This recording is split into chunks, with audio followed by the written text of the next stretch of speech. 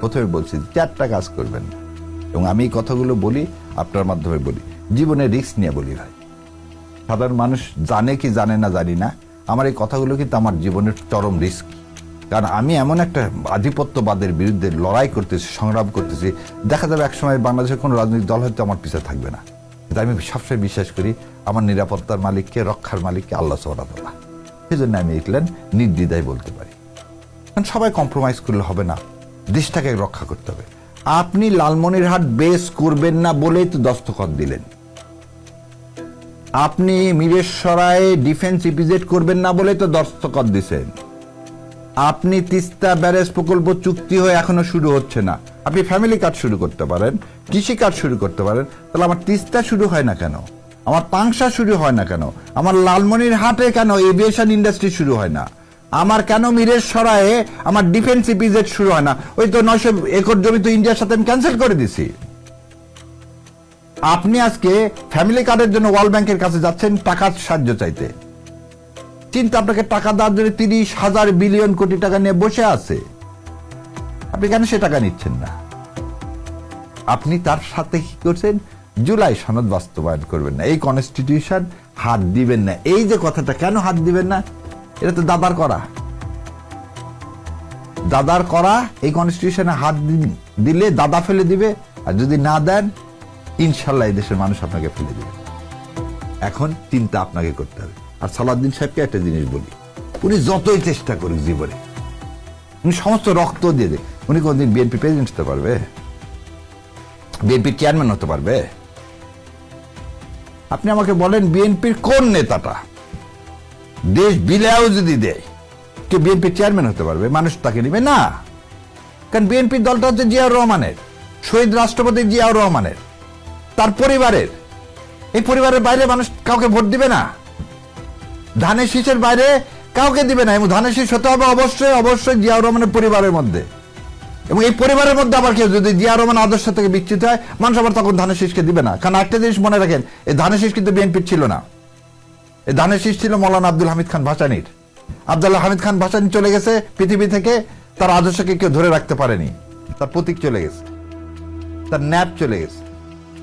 So আপনি যে আদর্শকে ধরে না রাখতে পারেন, তাহলে এই দেশ থেকে মুসলিম লীগ চলে গেছে, এই দেশ থেকে ন্যাপ ভাসানী চলে গেছে, ন্যাপ মোজাফফর চলে গেছে, এই দেশ থেকে কত পার্টি, এই রেজিস্টার যে পার্টিগুলোর কথা বলছে, একটা পার্টি শেষ সময় মুসলিম লীগের কি ক্ষমতা, সে পার্টি আজকে নাই। নিজামী ইসলাম পার্টি কি ক্ষমতা নাই। শেরে বাংলা ফজলুল হক কৃষক প্রজা পার্টি, বাংলার বাঘ, যাকে দেখে সেই সময় জিন্না লাহোর মঞ্চে যখন শেরে বাংলা উঠলেন, তখন জিন্না কি বললেন? বাঘ এসে গেছে, এখানে আর শাবকের বক্তব্য দেওয়া উচিত হবে না। কৃষক প্রজা পার্টি নাই। আচ্ছা, শেরে বাংলার ছেলে মেয়েরা কে কোথায় আছে খুঁজেও দেখতে পারবেন না, ইতিহাসের পাতায় তাদের নাম লেখা নাই, ইতিহাসের পাতায় তাদের নাম নাই। ইতিহাস বড় নির্মম। ইতিহাসে নাম লেখাতে পারবে, যেমন আপনার বাবা নাম লেখাইছে কেন?